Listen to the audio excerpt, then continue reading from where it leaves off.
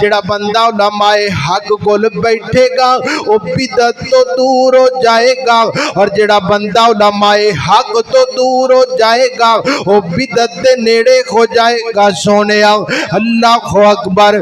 اور علماء حق کیڑے نے؟ جڑے جدوں گل کردے نے یا رب دے قرآن دی گل کردے نے یا کملی والے دے فرمان دی گل کردے نے، اے نہیں آندے فلانے بزرگ دی آ کرامت تے آ قصہ، فلانے پیر صاحب دی آ کرامت تے آ قصہ، فلانے بدربار والے دی آ کرامت تے آ قصہ۔ نہیں سونیا، اس امت نو کرامتاں سنان دی لوڑ نہیں، اس امت نو بزرگاں دے قصیاں بلان دی لوڑ نہیں۔ جس امت دے کل اللہ پاک نے نازل کیتا اللہ پاک دا قرآن ہوئے، جس امت دے کل نبی پاک دا فرمان محفوظ ہوئے، دسو ذرا اس امت نو کسے بابیاں دے قصیاں دی لوڑ ہو سکدی؟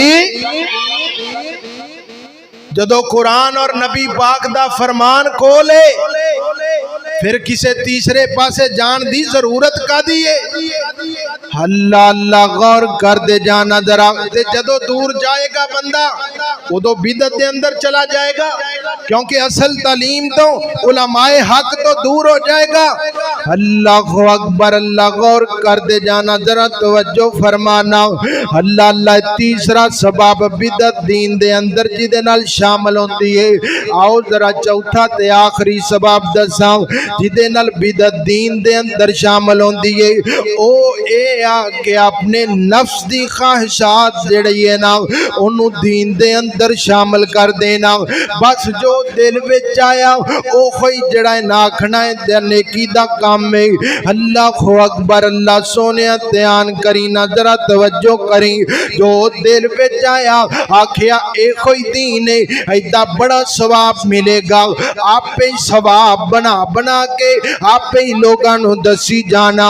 اللہ اکبر۔ اللہ غور کر دے جانا، اے بھی ایک دین دے اندر بدعت نو شامل کرن دا سبب بنتا ہے۔ سونیا اپنی دل دی خواہش نو، اپنی دل دے اندر جڑی گل لائی انہوں دین بنا کے لوگاں دے سامنے پیش کر دینا۔